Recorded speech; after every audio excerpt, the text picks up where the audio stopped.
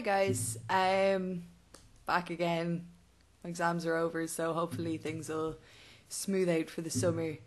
As regards with videos and everything, sorry for the massive delay, but I had 13 exams going over 4 weeks, so kind of didn't have time to stick anything up. However, over the next little while, hopefully I'll have an unusual amount of videos up and I'll make it up to you somehow.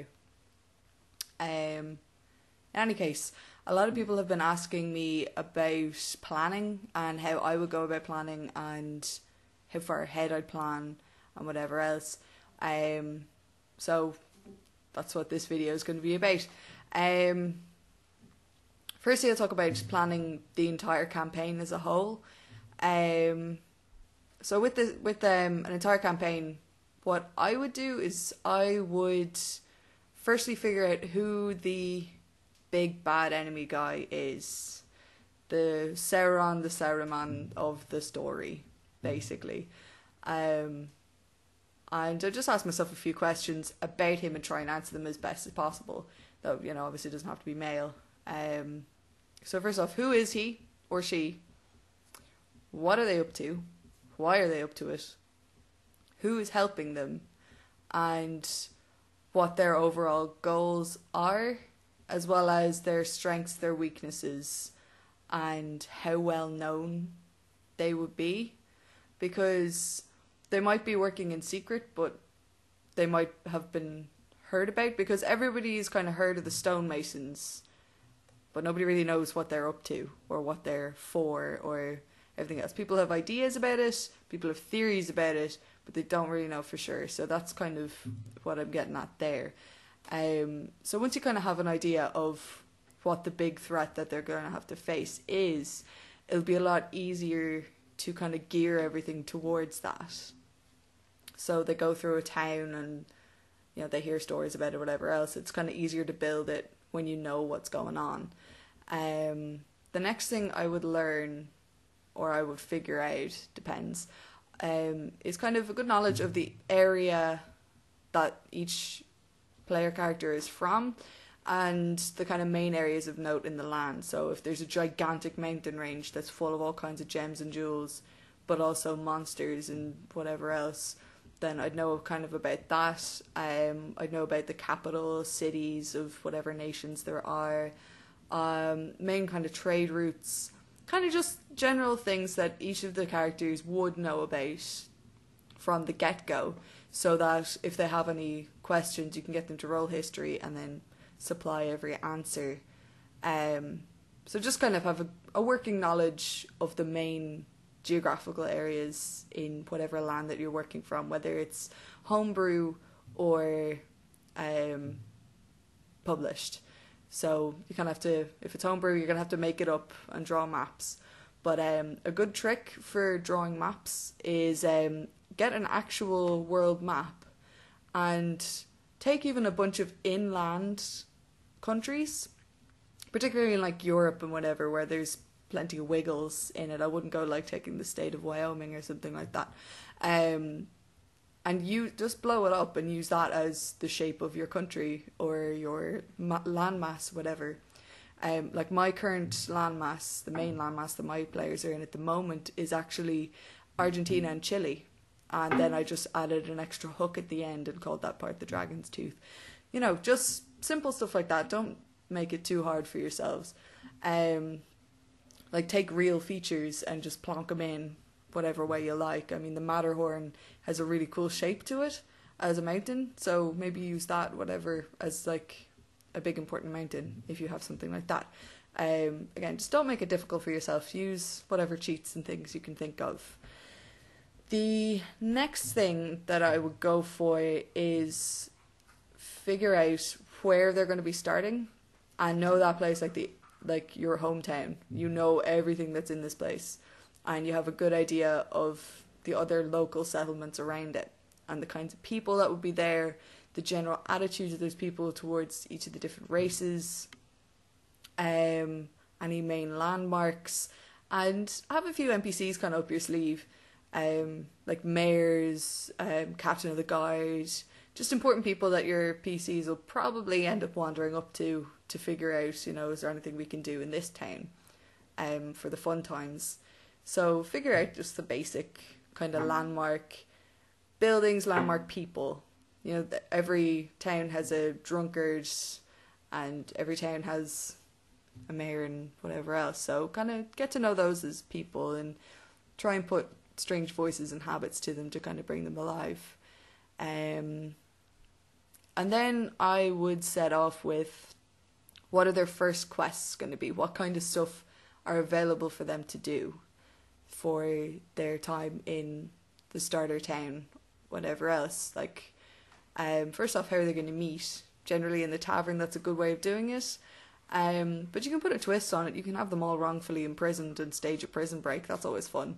That's how I've started my current campaign. They were each of them accused of being traitors by a man who's actually a traitor himself, and they were all imprisoned and sentenced to die, so they had to break out and then kill the guy that was imprisoning them falsely. And if you can hear that clicky clacky, that's my dog, and he's being an asshole. So figure out what kind of things that they have available for them to do. You know, fetch quests, maybe settling family feuds. You know, simple sort of starting off points, because if the first thing you have them do is fight a dragon, then there's not a lot for you to hike it up to in later levels and later years, even if you're going on that long. I couldn't imagine doing that myself, but sure.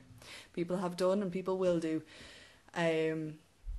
Also kind of know where they'll be able to get equipment, because obviously they're going to be paid for their services to the community. So figure out, you know, who's the smith, what's he like, you know, that kind of thing, or what's she like, if she could be a surprising young lady. And just sort of figure out who they're going to talk to and why, and that kind of thing. So that's kind of the stuff that I would do for the start of a campaign, because generally speaking, for the first little while, your characters will be kind of getting to know each other and all the rest of it. So mostly there will be a lot of talking and stuff like that, but that's cool. You guys will find a kind of group dynamic and everything else, and then you can really kind of hike up the action and everything. As for planning session to session, generally speaking, I would have a good idea of the general area, again, the local kind of towns and settlements. I would kind of have a list of odd jobs that they could end up doing as little side quests.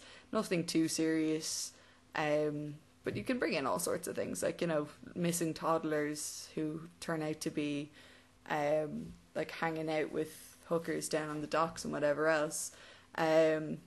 Whatever you want, really. But I would have a good idea of the kind of area that they're in and why they're there and where they have to be afterwards, in order to progress the storyline with the big bad enemy guy. And once you kind of know where they have to go, don't railroad them, but if they start really taking a massive detour and you don't want that, what you can do is just subtly make all of the roads meet in the same point, as it were. Like, they want to go off to the forest, but then they've kind of curled back around, and then they're gonna be fighting the big bad enemy guy anyway. It doesn't matter what they do. It sounds like railroading, but well, it is, but they don't have to know that. As well as that, one problem that some people are having is that they will mention something and their player characters will go, whatever, we'll come back to it later, and walk straight past it and never come back. Don't leave that sitting there and go into lost because you've spent time and effort figuring out this dungeon, figuring out this puzzle, figuring out whatever it is that you have that they're not paying attention to. Take that and put it directly in their path. If they decide, you know what, we're not going in the forest today, we're going to take the main road and we're going to go straight to the capital, no messing about, we're going to get this big bad enemy guy. If they're really getting determined about something but they're bypassing some of your favourite stuff, just plonk it straight in the middle of the road.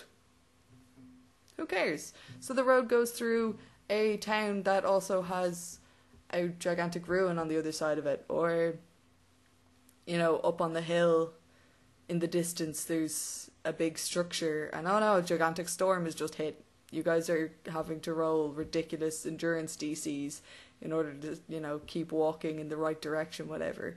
Or you could just, go and take shelter in that building over there.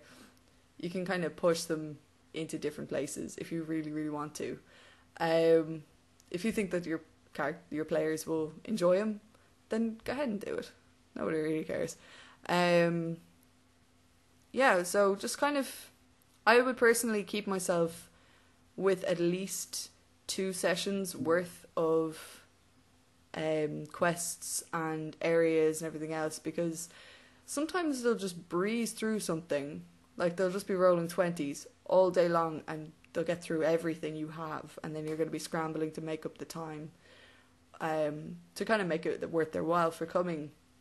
So have more than you think you'll need, because chances are you'll need it anyway. So that's kind of what I do as regards planning. I tend to read a lot, watch movies in my downtime, and if something cool kind of happens or a cool setting pops up, just make note of it. Even find like screen caps or artist representations of stuff from books, anything like that you can think of to kind of keep your creative side going, and just kind of have fun with it, because planning and plotting is like, you are literally planning fun for yourself and your friends, and that's always a great thing to do when you're getting kind of excited for D&D to come around again. So yeah, that's sort of it. If anybody has more specific questions about planning, do send comments below, message me, anything at all. I'd be only happy to answer them. As well as that, guys, if you think this is a good idea, do let me know. My boyfriend is planning on starting up like a series about how to improve your role playing as a player, how to go about creating a character that's effective and everything else, because he just knows the rules inside and out, like, way better than I do. He's my go-to guy for rules and everything else. So if you guys think that's a good idea, do let me know, just to kind of give him the encouragement he needs. And if you guys have any ideas for videos for him about kind of player-oriented things, do stick them down in the comments and I'll pass them along. And if you have any questions for me, by all means, stick them down. I always love to hear them, and I'll do my best to actually answer them as well. So thanks, guys. I've been Acreletae, and hopefully this has been somewhat helpful. Bye.